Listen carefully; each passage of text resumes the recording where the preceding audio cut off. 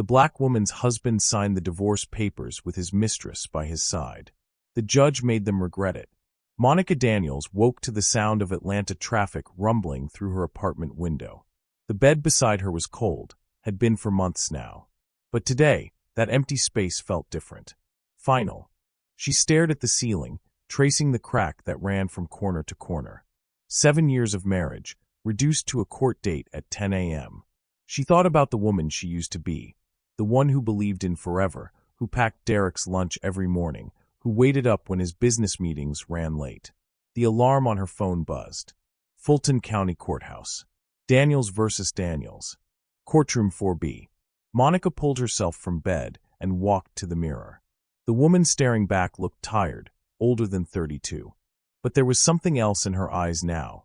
Something that hadn't been there 6 months ago when she found the hotel receipts. Strength, maybe. Or just the numbness that comes after crying yourself empty. She dressed carefully. Navy blue suit. Pearl earrings her mother gave her. No wedding ring. She'd left that on the kitchen counter the day she moved out. The shower ran hot, steam fogging the mirror until her reflection disappeared completely. Good. She didn't want to see herself cry again. She'd promised herself she was done with tears. Today was about closure. About walking away with dignity, even if Derek had walked away with someone else. By 9:15, she was in her car, navigating the maze of Atlanta morning traffic. The courthouse loomed ahead, all concrete and glass, cold and impersonal. Just like her marriage had become. Monica found parking and sat for a moment, hands gripping the steering wheel. Her lawyer, Samuel Green, had been clear. Don't react. Don't engage. Let me handle everything. Easy for him to say. He wasn't the one who'd been replaced. She checked her reflection in the rearview mirror one last time, wiped away the mascara smudge beneath her left eye, and stepped out into the Georgia heat. The courthouse steps seemed endless. Security. Metal detectors. Long hallways that smelled like floor polish and broken promises. Every step echoed. Monica turned the corner toward courtroom 4B, shoulders back, chin up. She had no idea the courtroom held more secrets than she could imagine. The courtroom was smaller than Monica expected. Wooden benches, fluorescent lights, the seal of Georgia mounted behind the judge's empty chair. But none of that mattered the moment she saw them. Derek sat at the defendant's table, looking comfortable. Too comfortable.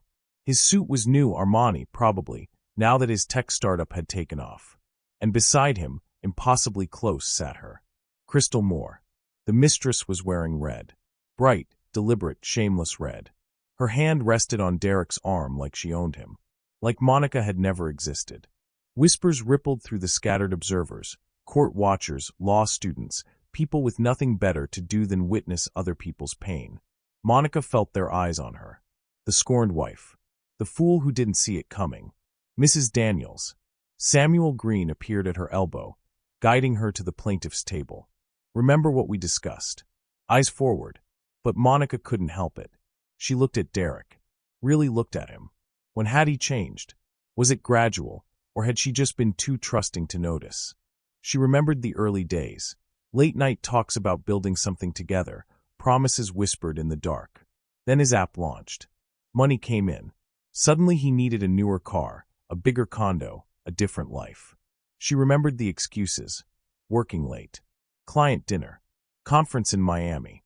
She remembered finding Crystal's earring in their bedroom. Derek glanced over, and their eyes met. For a split second, something flickered in his expression, guilt maybe, or just annoyance at being inconvenienced. Then Crystal whispered something in his ear, and he smirked. That smirk said everything. I've moved on. I've upgraded. And there's nothing you can do about it. Monica's hands clenched in her lap. Samuel placed a steadying hand on her shoulder. Breathe, he whispered. Let the process work. The bailiff entered. All rise. The Honorable Judge Marcus Holloway presiding. The judge was older, African-American, with silver at his temples and eyes that looked like they'd seen 1,000 divorces, just like this one. He settled into his chair, adjusted his glasses, and opened the file. Daniels versus Daniels. Dissolution of marriage. His voice was neutral, professional. Counselors, are both parties present? Yes, Your Honor, Samuel said. Derek's lawyer, a sharp-dressed woman named Patricia Wells, stood. Present and ready to proceed, Your Honor. The judge nodded, scanning the paperwork. This appears straightforward. No children. Assets to be divided per the prenuptial agreement. Is that correct? Monica's stomach dropped. The prenup. She'd signed it 7 years ago, trusting Derek when he said it was just a formality. Now it meant she'd walk away with almost nothing while he kept the business, the condo, everything they'd built. That's correct, Your Honor, Patricia said, barely hiding her satisfaction. Derek leaned back in his chair. Crystal squeezed his hand. Judge Holloway's expression didn't change, but something in his posture shifted. He flipped through the papers slowly. Before we proceed, he paused as a clerk approached the bench with a brown manila envelope. The judge frowned. What's this? Just arrived, Your Honor, the clerk whispered. Marked urgent. Monica watched as the judge opened the envelope. Derek was too busy whispering to Crystal to notice. But Monica noticed. And she saw the exact moment Judge Holloway's expression changed from neutral to something else entirely. Something cold. What Derek didn't know was that someone in that courtroom wasn't on his side. Judge Holloway read in silence. One page. Then another. His jaw tightened. Monica exchanged a glance with Samuel, who looked equally confused. Derek finally noticed something was wrong and straightened in his chair. Your Honor. Patricia Wells stood. Is there a problem? The judge didn't answer immediately. He removed his glasses, cleaned them slowly, deliberately. When he spoke, his voice had changed. There was an edge to it now, sharp as a blade. Mr. Daniels. He looked directly at Derek. Would you care to explain these offshore transfers? The courtroom went silent. Derek's face paled. I'm sorry, Your Honor. I don't understand. Bank of Grand Cayman. 3 separate accounts opened in the last 18 months. The judge held up a document. Totaling approximately $2.3 million in marital assets transferred without your wife's knowledge or consent. Monica's heart hammered. She looked at Samuel, who was already leaning forward, reading the papers the clerk passed to their table. Your Honor, Patricia interjected, her composure cracking, we have no record of these transactions. This is highly irregular. What's irregular, Counselor, is your client systematically hiding assets during divorce proceedings. Judge Holloway's tone could have frozen fire. That's not irregular. That's fraud. Derek stood, hands raised. Your Honor, there's been a mistake. Those accounts, they're business accounts. Completely legal. For the company. The company you claim is solely yours? The judge flipped another page. Yet these transfers began 3 weeks after your wife filed for separation. Convenient timing, Mr. Daniels. Crystal shifted in her seat, suddenly very interested in her phone. Derek shot her a look, not now, but she was already typing frantically. Monica felt something unfamiliar rising in her chest. Hope. Vindication. She didn't dare name it yet. Samuel was speed reading through the documents. Your Honor, if I may, my client was completely unaware of these transfers. The prenuptial agreement specifically states that assets acquired during the marriage remain joint property until division is finalized. I'm aware, Mr. Green. The judge set the papers down with deliberate care. Mr. Daniels, I'm going to ask you once more. Did you transfer marital assets to offshore accounts with the intent to conceal them from these proceedings? Derek's lawyer whispered urgently in his ear. He swallowed hard. Your Honor, I was protecting the business. The divorce could have. Could have what? Ensured your wife received her legal share. Judge Holloway leaned forward. Mr. Daniels, I'm ordering an immediate freeze on all accounts listed in these documents. Furthermore, I'm issuing a subpoena for complete financial records dating back 3 years. Your Honor, Patricia tried again. We're in recess. 1 hour. The gavel struck like thunder. Mr. Daniels, I strongly suggest you spend that time consulting with your attorney about the penalties for perjury and financial fraud. The courtroom erupted in whispers. Derek stood frozen, his face ashen. Crystal was already halfway to the door, phone pressed to her ear. Monica sat stunned as Samuel gathered the papers, a slight smile playing at his lips. Samuel, she whispered. What just happened? Someone, he said quietly, sent those documents anonymously. Someone who wanted you to have a fair shot. Who? He shook his head. I don't know. But right now, I'm not asking questions. As they stood to leave for recess, Monica caught Judge Holloway's eye for just a moment. His expression was unreadable, but there was something there, a flicker of recognition, maybe, or satisfaction. When the court resumed, the judge had a new file, and Crystal Moore was gone. The recess felt like hours, though only 60 minutes passed.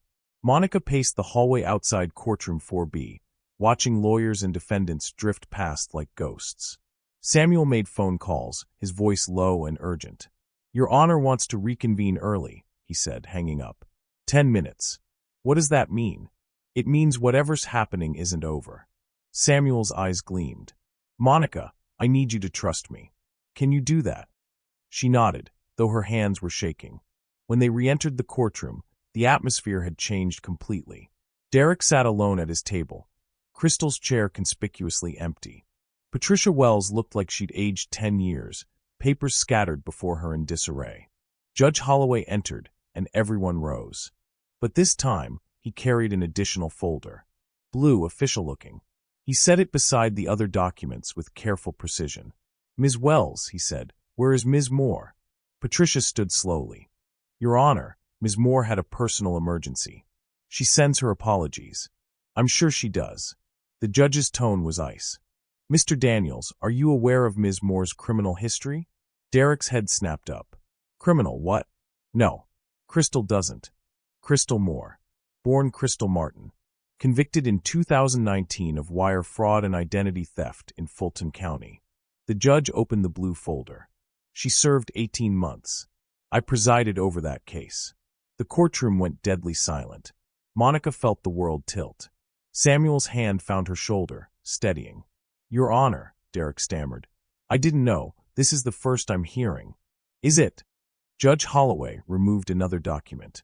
"Because according to this employment background check from your company, conducted 7 months ago, her criminal record was flagged. Yet she remains employed as your director of operations." Patricia Wells sat down heavily. "Furthermore," the judge continued, "bank records show Ms. Moore had signatory access to 2 of the 3 offshore accounts in question. Accounts opened using your company's tax identification number." Derek's face went from pale to gray. "She said those were for expansion. For the business. The business you claimed in your filings has no international operations." Judge Holloway leaned back. "Mr. Daniels, I want to be very clear. This court does not take kindly to fraud, particularly when it involves concealing assets during divorce proceedings. But what concerns me more is the pattern emerging here." He glanced at Monica, then back to Derek. "Ms. Moore was convicted of running a romance scam. She targeted successful men, gained access to their finances, and systematically drained their accounts. The victim in that case? He lost everything, including his family." Monica's breath caught. "Romance scam." The words echoed in her head. "I can see the wheels turning, Mrs. Daniels," the judge said gently. "And yes, the parallels are striking. Your husband's sudden change in behavior. The offshore accounts. A woman with a documented history of financial manipulation now missing from these proceedings." Derek stood abruptly. "Your Honor, you're saying Crystal, you think she—" "I'm saying," Judge Holloway interrupted, "that you may have been both perpetrator and victim here, Mr. Daniels. But that doesn't absolve you of responsibility. You signed those transfers. You hid assets from your wife. Those are facts." Samuel leaned close to Monica. "He's building your case for you," he whispered. "The judge is making sure Derek can't claim ignorance." Monica watched her soon-to-be ex-husband crumble. Part of her felt vindicated. Another part felt something unexpected. Pity. Had Derek been manipulated? Or had he simply been caught? "Your Honor," Patricia said weakly, "we request a continuance to sort through these allegations." Denied. The gavel struck once. "We will proceed. But first, Mr. Daniels, I'm ordering you to provide immediate access to all financial accounts, personal and business. If Ms. Moore has indeed fled, we need to secure whatever assets remain." Derek nodded mutely, defeated. "Bailiff, please contact the Fulton County Sheriff. I want an APB issued for Crystal Moore. She's violated parole by leaving jurisdiction, and I suspect she's a flight risk." As the bailiff left, Monica finally found her voice. "Your Honor, may I ask, how did you receive those documents?" "The envelope." Judge Holloway met her eyes. For the first time, Something almost like a smile touched his lips. That, Mrs. Daniels, is an excellent question. The clerk tells me they were hand-delivered by an anonymous source this morning. No return address. Just a note that said, "She deserves the truth." Monica felt tears prick her eyes. Someone had cared. Someone had fought for her when she couldn't fight for herself. And when the gavel struck again, everything Derek thought he controlled began to crumble. The afternoon sun slanted through the courthouse windows, painting everything in shades of gold and amber. But inside courtroom 4B, the atmosphere was pure thunder. Judge Holloway had spent the last hour reviewing forensic accountant reports rushed in from the court's financial investigator. Derek sat alone, tie loosened, sweat beading on his forehead. Patricia Wells made occasional notes, but had long since stopped objecting. Monica watched it all with a strange sense of calm. The woman who'd woken up that morning expecting to sign papers and walk away was gone. In her place was someone who understood that justice sometimes moved in mysterious ways. "The evidence is clear," Judge Holloway finally said. "Mr. Daniels, over the past 18 months, you transferred $2.3 million in marital assets to offshore accounts. Ms. Moore had access to these accounts and has since disappeared with approximately $1.8 million. Derek's head dropped into his hands. "However," the judge continued, "the remaining $500,000 has been frozen and will be returned to joint assets pending final division.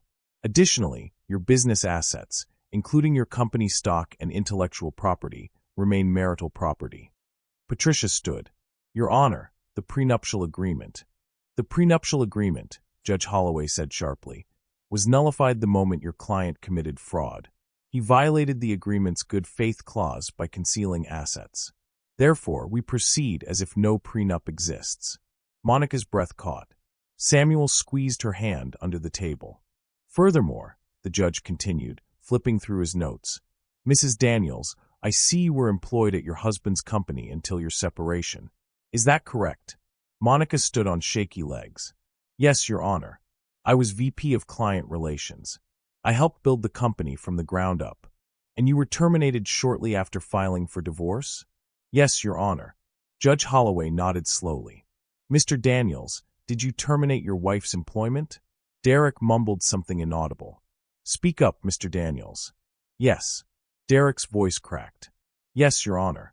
I terminated her position." "Despite her being a founding member of the company?" Crystal said. He stopped himself. "I thought it would be easier. Cleaner. Cleaner." The judge repeated the word like it tasted bitter. "Mr. Daniels, what you did wasn't clean. It was retaliation. And it's going to cost you." He turned to Monica with an expression that was almost kind. "Mrs. Daniels, here is my ruling. You are entitled to 50% of all marital assets, including the business. That includes 50% of company stock, which based on the most recent valuation filed with this court, amounts to approximately $4.2 million. Monica's knees nearly buckled. Samuel steadied her. "Additionally," the judge continued, "I'm awarding you wrongful termination damages in the amount of $250,000 plus legal fees.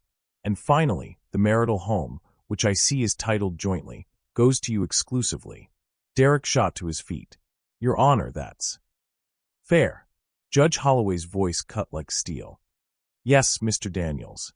It is. You attempted to defraud this court and your wife.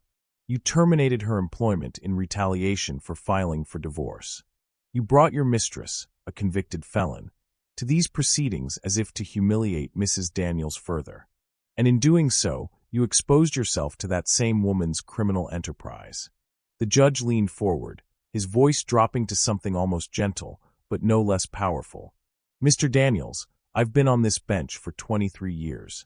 I've seen hundreds of divorces. And I've learned one truth. The measure of a person isn't found in how they love, but in how they leave." He let that sink in. "You, sir, left disgracefully. You lied, you cheated, you stole, and you humiliated a woman who stood by you when you had nothing. Now you'll pay the consequences." The gavel rose. "This court awards the dissolution of marriage to Mrs. Monica Daniels with the asset division outlined. Mr. Daniels, you have 30 days to vacate the marital home and transfer all required assets. Should you fail to comply, I will hold you in contempt." The gavel fell with finality. "We're adjourned." Monica stood on the courthouse steps as the sun began to set over Atlanta. The city lights blinked on one by one, transforming the skyline into something almost magical. Samuel emerged behind her, briefcase in hand. "How are you feeling?" She laughed, surprising herself. "Honestly, I don't know. This morning I thought I'd lost everything. Now you've got a second chance." He handed her a business card. "That's my personal number. If Derek gives you any trouble, call me. But I don't think he will." Monica took the card. "Samuel, who sent those documents? Do you really not know?" He smiled mysteriously. "I have a theory. Judge Holloway's clerk. I recognized her. She used to be a paralegal at a firm I worked at years ago. She was also the victim advocate in Crystal Moore's original case. Helped the man Crystal scammed rebuild his life. So she remembered? She remembered what it looked like when someone's life was being destroyed. And she did something about it." He tipped his head. "Sometimes justice needs a little help."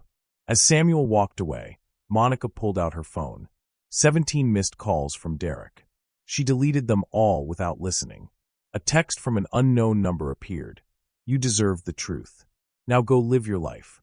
Monica stared at it for a long moment, then typed back, "Thank you. I will." She descended the courthouse steps into the warm Atlanta night. The empty side of the bed waiting at home didn't seem so empty anymore. It felt like freedom, and that was worth everything. Sometimes life's greatest revenge is peace. What do you think? Did Monica get the justice she truly deserved?